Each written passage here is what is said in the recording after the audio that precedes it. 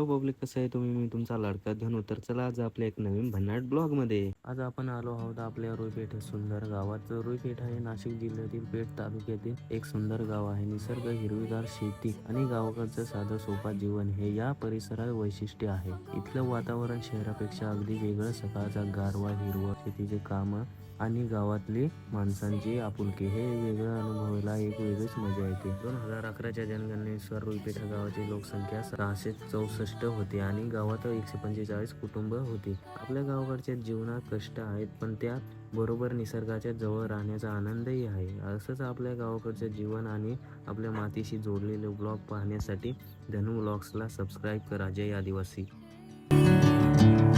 Never the same.